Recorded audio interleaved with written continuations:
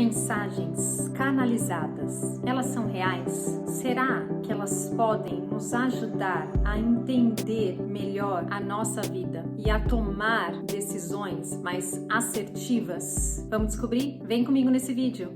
Eu sou a Renata Fernandes e este é o Reconexão Interior. Às vezes, diante de alguma dúvida muito grande que a gente tem na nossa vida sobre como agir, a gente acaba indo buscar a resposta no reino espiritual, através de cartomantes ou pessoas que conseguem se conectar, com esse reino espiritual para nos ajudar, para trazer para a gente uma guiança, sobre o que fazer, qual a melhor decisão a ser tomada naquela situação. Será que isso nos ajuda? Será que isso é real? Olha, eu acredito que os nossos 5 sentidos, eles são muito limitados, Eles apresentam pra gente uma realidade ou uma versão muito limitada da realidade. Eu acredito que existe sim outros seres que não são seres corpóreos, Outras energias que não estão aí dentro de um corpo como a gente está acostumado aqui nessa dimensão. Mas a questão é, a resposta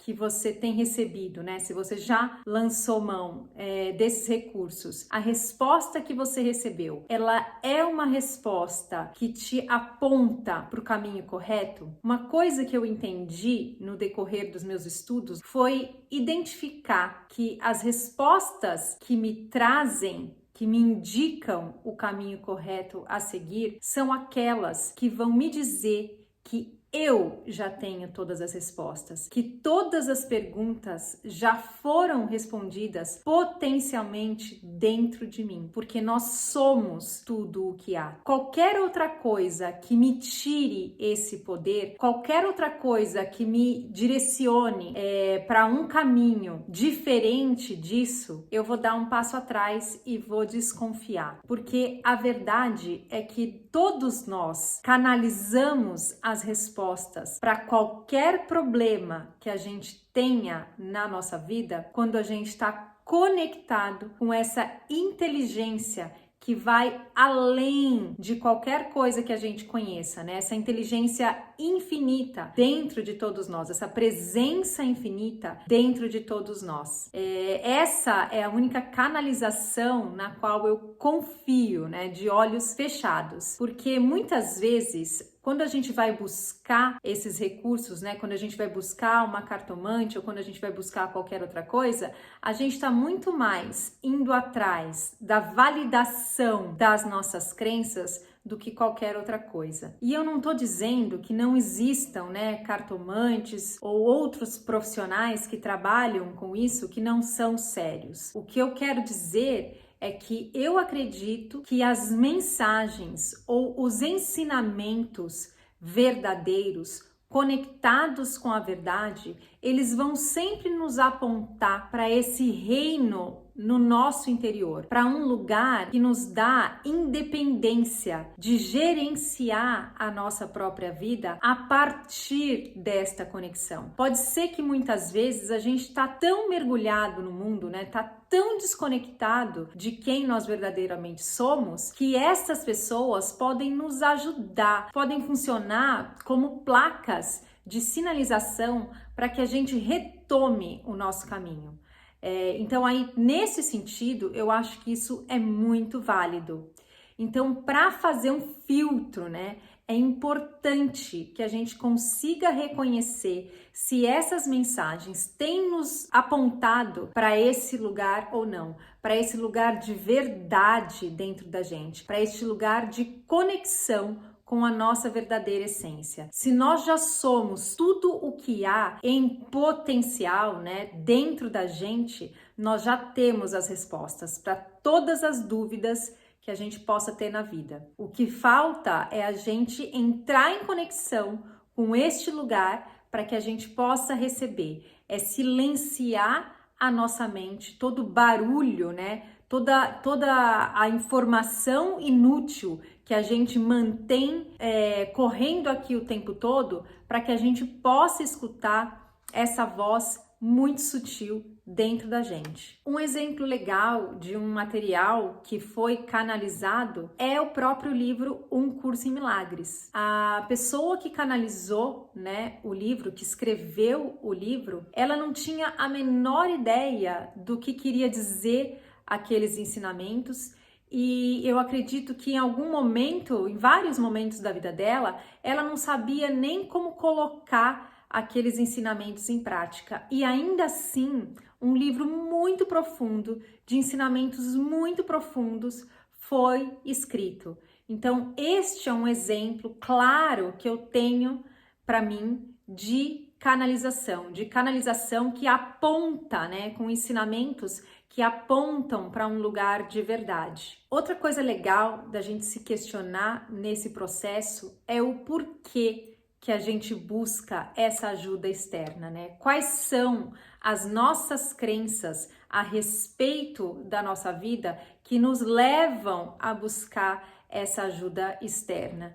Por que a gente fica tão desconfortável com o não saber? Com o não saber o que vai ser do nosso futuro? Com o não saber o que aconteceu com aquela pessoa amada que passou, né? Que foi para uma outra dimensão. Por que a gente fica numa situação tão desconfortável de incerteza? Por que é que a incerteza, ela vem com uma sensação de desconforto? Porque a gente tem uma crença de que se a gente não sabe, a gente não é bom o suficiente. A gente precisa saber, a gente precisa ter todas as respostas para que a gente se sinta seguro. Mas olha só que paradigma que é isso, né?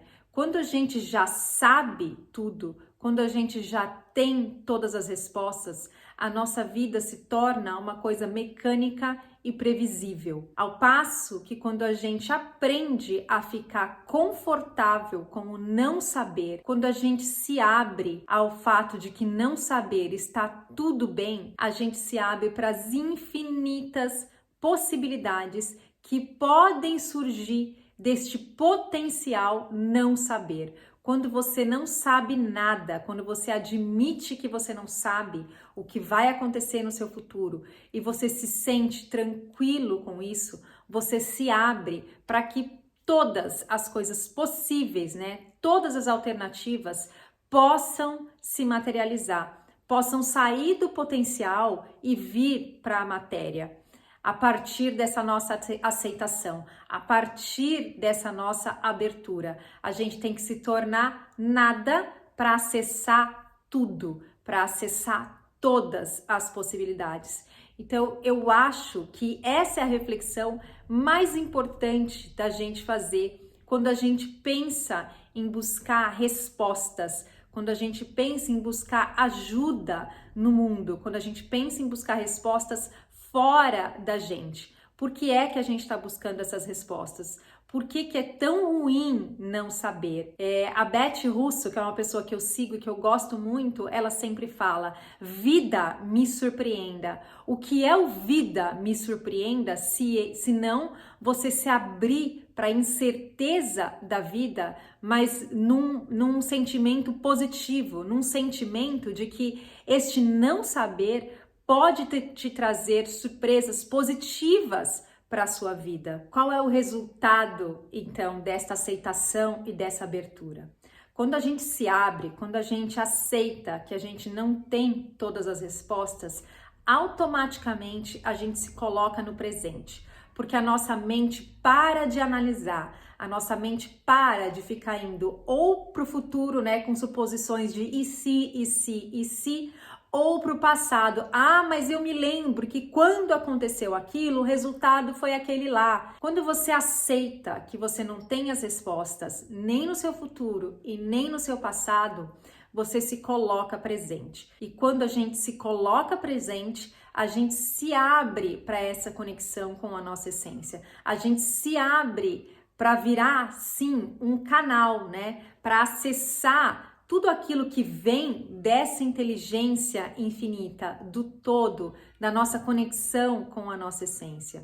E quando a gente faz isso, quando a gente está alinhado, quando a gente está conectado, a gente vai sempre dar o nosso melhor, a gente vai sempre transbordar essa energia do nosso melhor, a gente vai estender o nosso amor. E aí não importa o que você esteja fazendo, se você está servindo cafezinho ou se você é CEO de uma empresa, o que importa é que o resultado, o impacto que você vai trazer para a vida das pessoas que estão ao seu redor e para a sua própria vida vem de um lugar de verdade, vem de um lugar muito positivo. E aí tudo que você coloca no mundo, você vai receber de volta. Isso é uma lei universal, sempre funciona, é assim que funciona. E mais do que receber de volta, né? Mais do que ter essa expectativa de receber de volta aquilo que você dá, que presente maior que a gente pode ter do que viver conectado, do que viver em paz, do que viver conectado com a nossa alegria, com a expansão do nosso amor. Nem importa mais o que a gente vai receber em retorno disso, não é verdade? Porque a gente já vai estar se sentindo satisfeito, a gente já vai estar se sentindo pleno.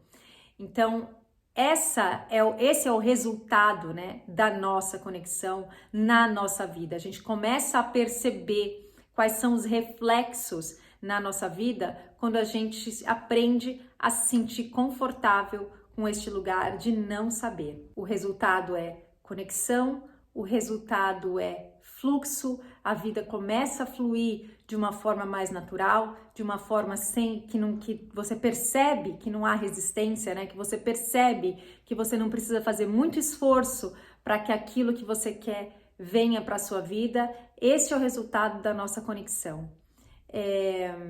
Vamos então praticar.